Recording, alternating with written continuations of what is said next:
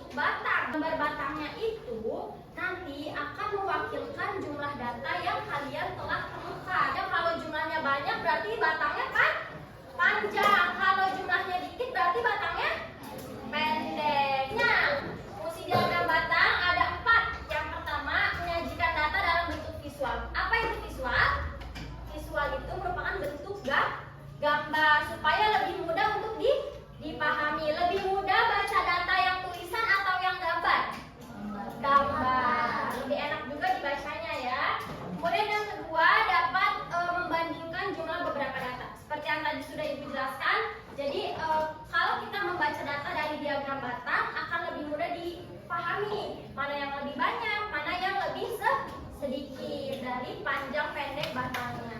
Kemudian yang ketiga, membantu memahami data dengan lebih mudah. Dan yang terakhir, kita dapat menarik kesimpulan dari data yang telah disajikan. Nah, di sini ada contoh diagram batang.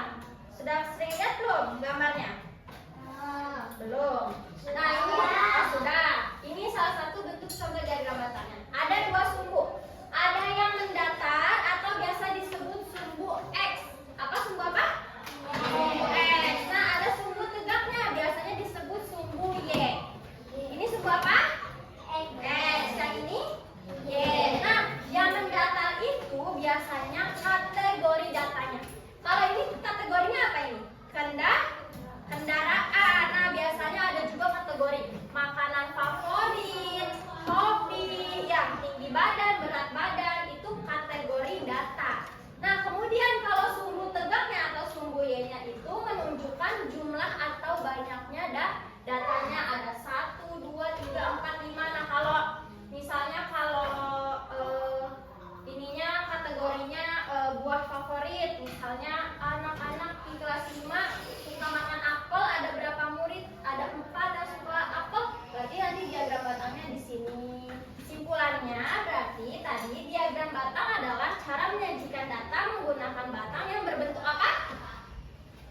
Persegi panjang. Jadi batangnya itu berbentuk persegi panjang. Kemudian panjang atau tinggi batangnya menunjukkan banyaknya data yang dimiliki. Nah, di sini ada contohnya. Ini sama seperti yang ada di buku kalian. Boleh dilihat. Di sini ada data apa nih? Ini data apa? Data. Iya, betul. Susu formula. Nah, di sini ada tabelnya dulu, kategori dan frekuensinya. Frekuensi itu apa? Frekuensi itu banyaknya. Nih, kategorinya ini ada usia anaknya. Di sini ada yang baru lahir, ada yang 1 bulan, 2 bulan sampai 12 bulan. Kemudian frekuensinya di sini, frekuensi dari banyaknya susu formula dalam bentuk botolnya. Kalau yang baru lahir, banyaknya susu formulanya ada 10 botol. 1 bulan 8 botol dan seterusnya. Nah, ini data. Ini disebut data. Kemudian kita pindahkan ke bentuk diagram batang supaya apa? Supaya lebih mudah untuk dibaca, dipahami. Kalau gini kan pasti agak bingung ya, apalagi ada yang sama. Nah, kalau bentuknya diagram batang akan lebih mudah. Di sini yang di bawah ini tadi apanya? Kategorinya. Ini kategori usianya dari 0 sampai 12 bulan. Kemudian di sini jumlah banyak datanya, banyak botolnya ya. Ini ada 2. Sekarang kita akan mengerjakan LKM. Di sini Ibu punya beberapa gambar. Ada buah nanas,